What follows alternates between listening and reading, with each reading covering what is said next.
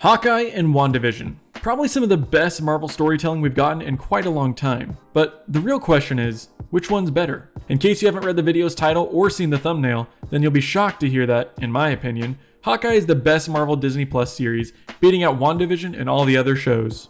Welcome back to Streaming the Galaxy, I'm Rocket Riley, and in April of 2019, Marvel announced their slew of upcoming TV shows coming to Disney Plus, and I think we were all expecting more low-quality, low-budget shows, similar to Agents of S.H.I.E.L.D. or the Netflix Marvel series, which are still pretty great. When things kicked off with WandaVision though, everyone was astounded at how absolutely amazing everything looked, and by the great quality of the show. The writing, production quality, and big budgets continued through Loki and Falcon and the Winter Soldier. It seemed as if all of the Disney Plus Marvel series were going to be good, if not great, just like WandaVision. Then we got Hawkeye, and it just blew me away.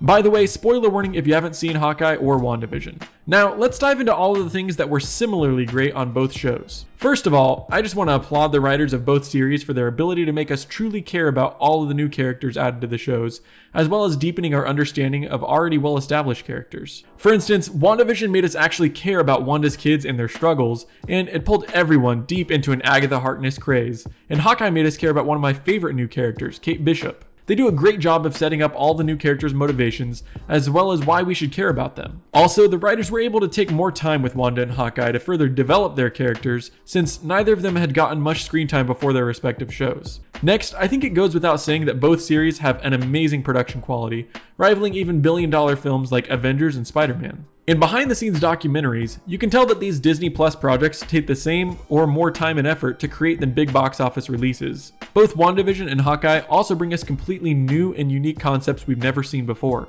WandaVision takes us on a journey through time from the view of a sitcom audience while still telling a spectacular story. Hawkeye puts a lesser-known character into a Jingle Bells and Grinch-filled Christmas series, while also pulling in characters from the greater MCU such as Yelena Belova and even Kingpin. Also, real quick, I just want to mention how excited I am to see how the Netflix shows are slowly getting wrapped into the canon MCU projects, as we saw two characters show up in the MCU recently. Matt Murdock, Daredevil, appeared in Spider-Man No Way Home acting as Peter's legal counsel, and Wilson Fisk appeared in Hawkeye as the menacing character Kingpin. This just goes to show that the MCU is going to be expanding in ways that we might not have imagined before.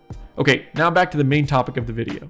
Both shows have a relatively consistent feel-good tone throughout, and I definitely appreciate an upbeat story. Lastly, both Hawkeye and WandaVision had amazing twist villains. WandaVision lulled us into a sense of 1950s and 60s security in the first few episodes, but then dropped on us that Wanda may actually be the villain of the show since she trapped thousands of people in a mystical hex in her grief. Then we learned that Wanda's neighbor Agnes is actually an even bigger villain, and it throws us for a complete curveball. Hawkeye, on the other hand, leads us to believe that Jack Duquesne is the villain in the first few episodes of the series, but then we learn that Kate's mother Eleanor is the real villain, killing Armand and working alongside Wilson Fisk's Kingpin the entire time. Now here's where things start to differ between the two series. First of all, I'm a huge sucker for Christmas stories, so Hawkeye gets a point in my book right off the bat. Also, Hawkeye adds in another character who's been mostly separate from the greater MCU up until this point. Echo, who's set to get her own series in 2023, was really great. While WandaVision introduced us to several new characters, it didn't do so in the same way that Echo was introduced to us, showing us her complete backstory, motivations, and a full character arc. Another big difference between the two shows is that Hawkeye completely diverges from the typical Marvel formula, especially in the finale. Most MCU films and series like to end the story with a big CGI-filled battle and try to hint at future projects before quickly tying up any loose ends. WandaVision, for example, had a big CGI-filled battle between Wanda and Agatha, and between Vision and White Vision. They hinted at both the upcoming film Doctor Strange in the Multiverse of Madness and the series Agatha House of Harkness, then they quickly wrapped up all loose ends. Hawkeye, however, deviates from this formula, giving us a much greater character-driven third act to the series. While Hawkeye also has a big fight scene at the end, it doesn't rely too heavily on CGI, and it actually carries some weight, bringing Clint and Kate together as Hawkeye partners. Also, the finale doesn't have any overt hints at future projects, which seem kind of like a money grab to me. Lastly, Hawkeye just does a better job of focusing on character. WandaVision, while it may have had a more unique story than Hawkeye, falls flat in the area of character in the third act, focusing more on continuing Wanda's story in future projects rather than on finishing up a complete character arc like we saw in Hawkeye.